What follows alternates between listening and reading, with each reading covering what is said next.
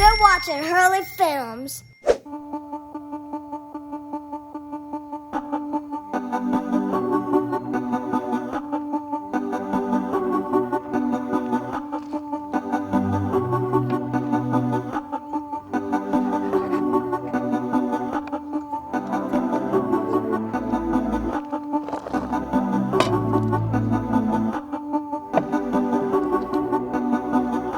What's up, YouTube? It's Adam Carter with Hurley Films, and it's that time of year again.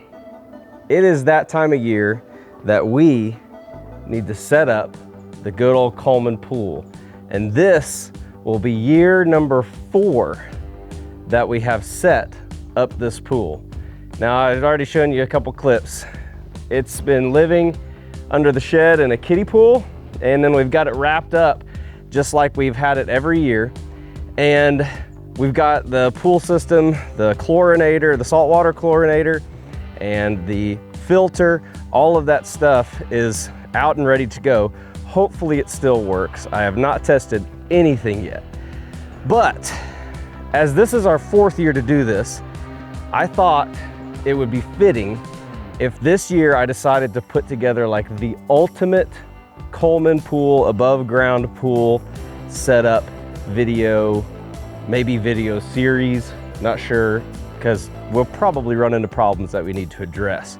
I thought it would be great. So I got out my nicer camera, got out some mics, got out some stuff, because I want to endeavor to put together something that's really good. Like I said, I've done this for 4 years. I've learned a lot, and I can impart some of that knowledge to you that's setting up a pool for yourself so you can avoid some of the mistakes that I have made along the way in other previous years. So let's get started at the base level, ground level. You've bought the box, you've bought the pool, you've got everything together. Now what? Step 1,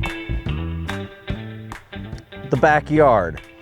This is where the magic's gonna happen, right? Step 1, let's figure out where you're going to put it.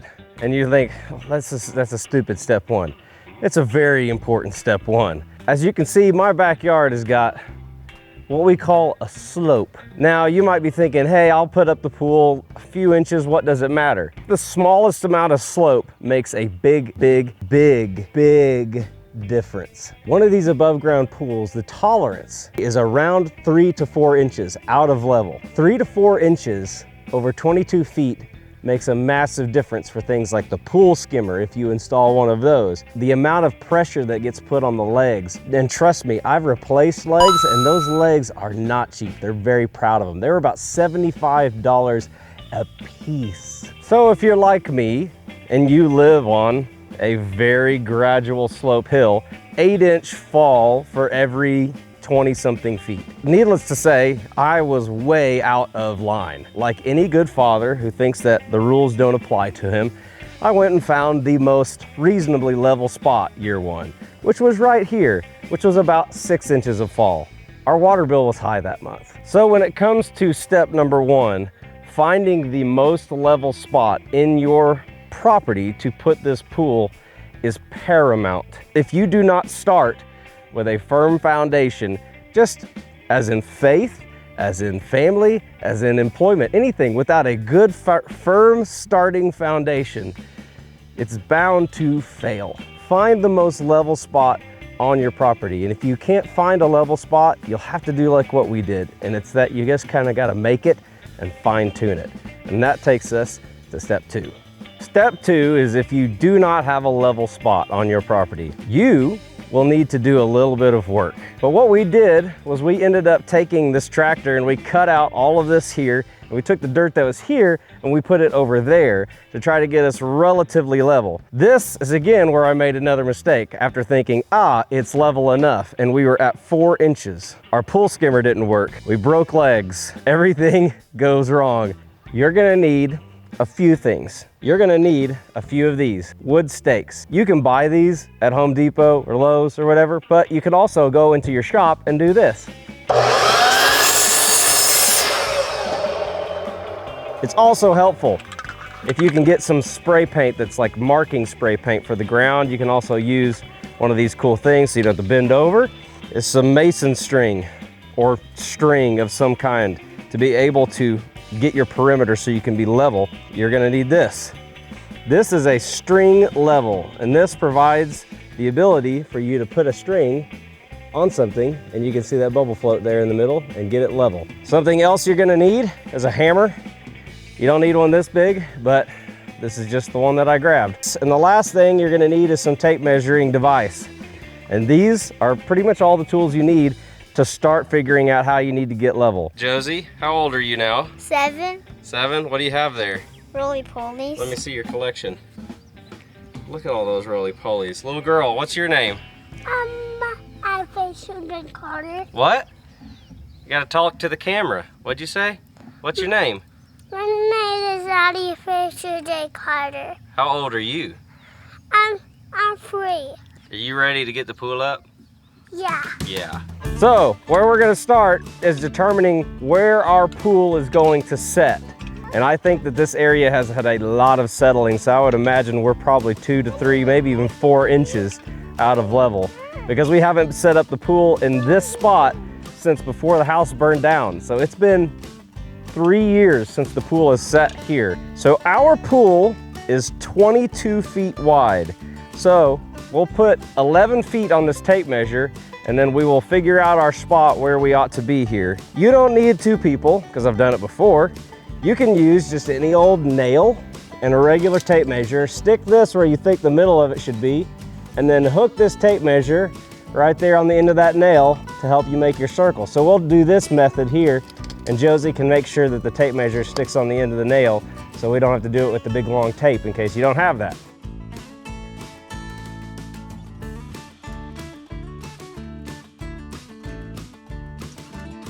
Oh, we had just enough paint. So now we have our pool outlined, which is gonna help give us an area for which to pull our strings so we can see kind of how much level we are out of right now. This is also your reminder. Make sure you get enough supplies. As I've said in many a video, it's not a home improvement project until you've gotten to Home Depot or Lowe's or wherever it is at least 3 times. Maybe since we haven't gone yet, the rule doesn't apply. Maybe you have to go once and enter that portal. I don't know, something to think about.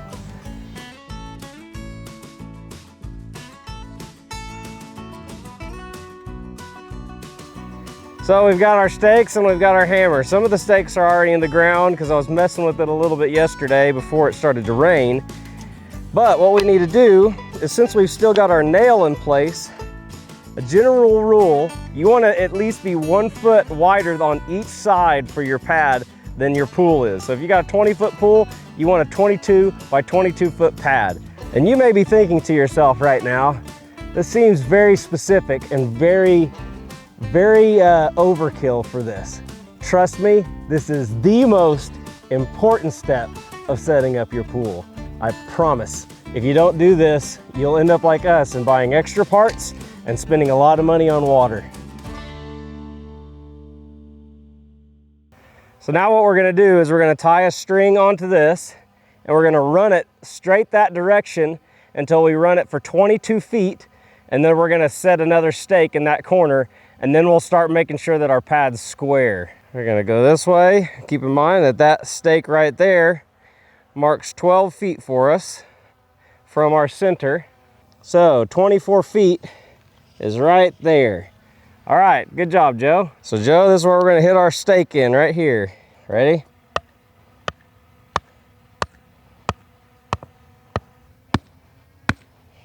Okay, good. We wanna make sure that we have a pad that's square. We don't wanna have a pad that's all crooked and hexagonal and polygonal. We want a nice square pad. We're gonna use something called the 3-4-5 method to square our square. We're gonna measure 3 feet on this string, and we're gonna make a mark. So there's 3 feet right there. We're gonna make a mark at 4 feet. Here, grab the marker. And we're going to make a mark on the string. And now, when we pull this tight, what happens is where our 4 foot mark and our 3 foot mark intersect will be square at 5 feet. So, right there is gonna be square. Go that way some. Stop. Okay, a little bit more. Good, I'll hold that spot.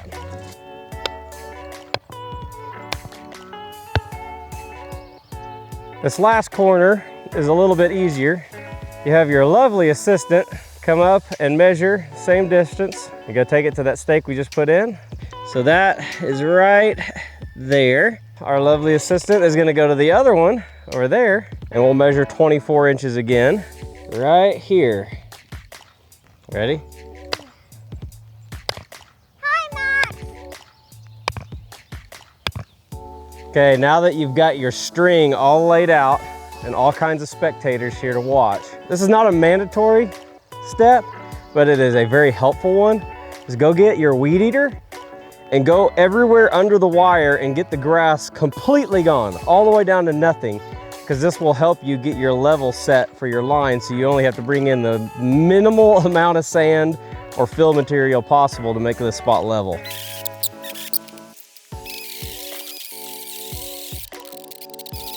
The goal of this is to get the string as close to the ground without touching it as possible. So now we're gonna loop this, and we're working our string down as low as we can. Oh boy. That is almost bang on level right there, which means down there, it looks like there's about 5 inches that we're gonna have to make up. You can see that our low spot's down here, but I'm gonna take that up there. I'm gonna get that string pretty much on the ground. So we have to reduce our material as little as possible. This is what I was kind of afraid of. So that corner down there is lower than this spot here, but our back side is level, but our top side is not. So in order to get this right, we're gonna have to do a little finagling. This is where having ledger boards is nice, because at this point I'd be able to go up and down each individual side without having to deal with one stake. All right, let's see if our line's resting now. So just a little bit more. So we've got too much ground right here.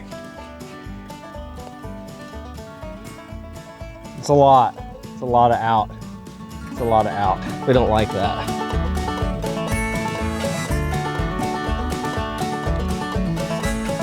Last one, and then we get to run some cross strings. See what kind of material we're gonna have to bring in. It's gonna be pretty heavy on that side, which is kind of what I said at the very beginning. It will pay off, and like I said before, you cannot do this correctly without making sure that all of this is level. Because if it's not level, you might as well just not even start. We've got level on all 4 sides. Let's get tape measure and see how much work we're gonna have to do over here.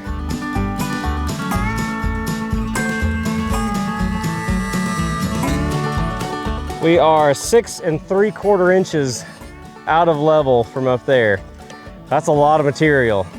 Over here in the middle, about 6 inches. On this side, we're about 6 inches.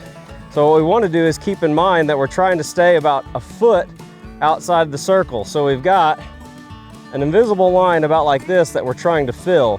So what we'll do is we'll take the string and we'll run across on both corners to put a line across so we can kind of see where we're going to be closer to the edge of the pool.